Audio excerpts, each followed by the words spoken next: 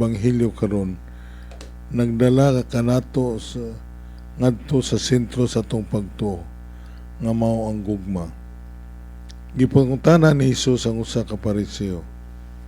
Gipangutana si Hesus sa usa ka Pariseo, magtutudlo unsa man ang labing dako sugo sa balaod. Walay duha-duha si Hesus sa iyang tubag ng ingon, higugma ang Ginoo nga imong Dios sa tibuok mong kasing-kasing, sa tibuok nimong kalag, tibuok mong una-una. Ug midugang siya, higugma ang imong isigkatawo sama sa imong kaugalingon.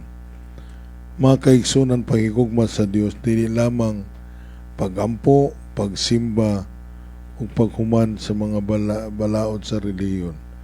Ang tinuod nga gugma sa Dios nagpasabot nga siya mahimong sentro sa atong tagsa-tagsa ka kinabuhi. Kung tinuod nato siyang gihigugma, mangutana kita, Ginoo, unsa man ang imong kabubuton alang kanako, dili lang unsa ang akong gusto kundi unsa ang makapahimuot kanimo. Ang Dios dili gusto nga bahin lamang sa atong kinabuhi, gusto niya nga tibuok natong kasing-kasing. Mao kining dakong hagit ni Hesus. Dili kita mahimong moingon nga gihigugma nato ang Dios apan dili nato higugmaon ang atong isikatawo. Ang atong gugma makita sa konkreto nga mga buhat, pananglitan sa pagpasaylo, sa pagkamailubon, sa pagtabang sa nanginahanglan, pagpaminaw sa mga nasakitan, o paghatag o higayon sa usa nga nakasala kanato. Usay sayon higugmaon ang tao nga nahigugma kanato, apan ang Kristohanong gugma mas hilawom niini. Higugmaa bisan pa nga lisod, upasaylo bisan pa nasakitan, mupili sa kaayo bisan pa may walay makakita. Dili usab nato kalimtan ang ikaduhang bahin sa sugo sa atong Ginoo. Higugmaa ang imong isikatawo sama sa imong kaugalingon. Nagpasabot kini mga kaigsunan nga angay usab nato respetuhan ang atong kaugalingon isip pinuhat sa Dios.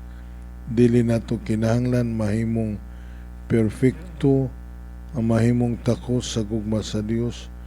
Ang atong dignidad dili magdepende sa atong kalampusan, sa bahandi o kahimtang o mga kasaypanan. Kitang tanan mga anak sa Dios. Ug tinuod kay nasinati nato ang gugma o kaluoy sa Dios, kita usab gitawag pagpakita niini ngadto sa uban.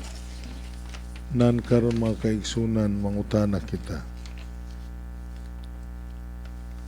Karong adlaw unsa may atong buhaton para sa atong kaugalingon.